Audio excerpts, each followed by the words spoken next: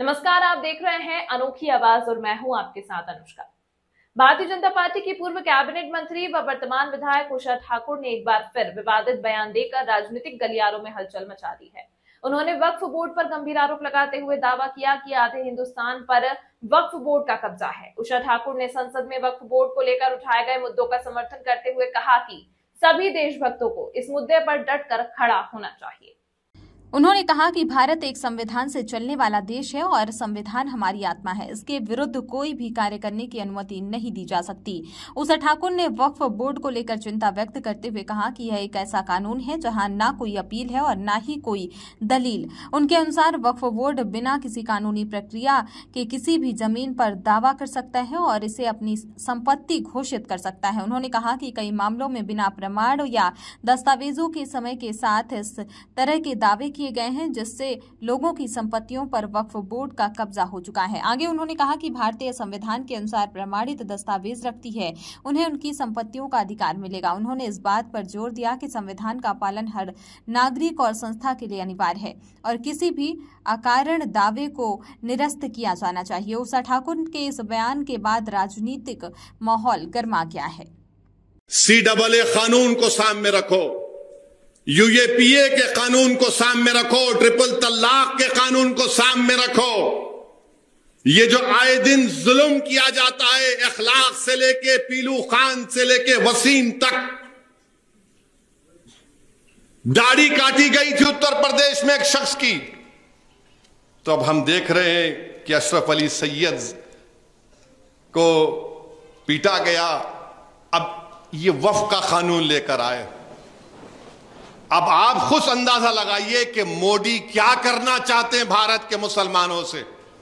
मैं हमेशा कह रहा हूं, लोग मेरी बात को जज्बाती कहकर उड़ा देते हैं। याद रखो, हिटलर ने भी यहूदियों का खात्मा इसी तरह से किया था, पहले उनको मार। वक्फ बोर्ड का कॉम्बिनेशन क्या है? उसमें एक MLA होगा, वो मुस्लिम होगा, एक MP होगा सांसद, वो भी मुस्लिम होगा, एक उसमें एडवोकेट होगा, वो भी मुस्लिम होगा, एक उसमें IAS ऑफिसर होगा, वो भी मुस्लिम होगा, एक टाउन प्लानर होगा या इंजीनियर होगा, वो भी मुस्लिम होगा, एक स्कॉलर होगा, वो भी मुस्लिम होगा, और एक मुतवल्ली होगा। कहने का मतलब 7 के 7 जो मेंबर हैं वो सारे के सारे मुस्लिम होंगे। अब पावर कितनी दिया?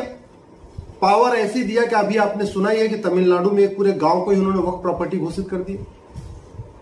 ये वक्फ बोर्ड जो बना है, इसके पास इतनी पावर है कि वो आपके घर के पास आए और ये कह दे ये वक्फ प्रॉपर्टी है, तो आपको सिद्ध करना पड़ेगा कि आपकी प्रॉपर्टी है। वक्फ बोर्ड को कुछ नहीं सिद्ध करना, बस उसको उंगली रखना है कि भाई ये हमारी वक्फ प्रॉपर्टी है। ऐसी पावर दे रखा है।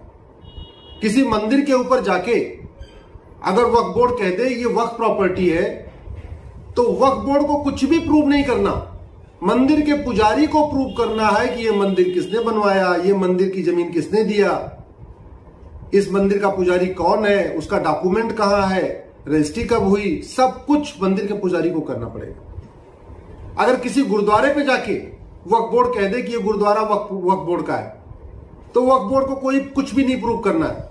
प्रूव करना है गुरुद्वारे को, वहां गुरुद्वारे को ये प्रूव करना पड़ेगा, जो गुरुद्वारे को चला रहे हैं, गुरुद्वारे में जो मैनेजमेंट कमेटी में है, कि भाई ये जमीन उनकी थी, उन्होंने गुरुद्वारा बनवाया, तब से हम इतने लोग यहाँ पे रह चुके हैं और ये उसकी मालिकाना हक है। ये सब कुछ प्रूव करना पड़ेगा। ये सिचुएशन है। ऐसा कोई कानून हिंदुओं के लिए नहीं है कि हिंदू जाके कहीं कह दे ये जमीन हमारी है, ये हमारी हिंदुओं की जमीन ना, ऐसा कोई कानून नहीं।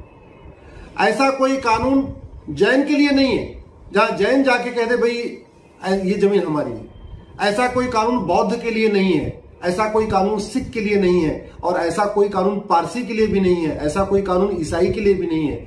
ऐसा कानून केवल किस लिए है? मुस्लिम्स के। देश दुनिया की अन्य खबरों को लिए देखते रहिए अनोखी आवाज।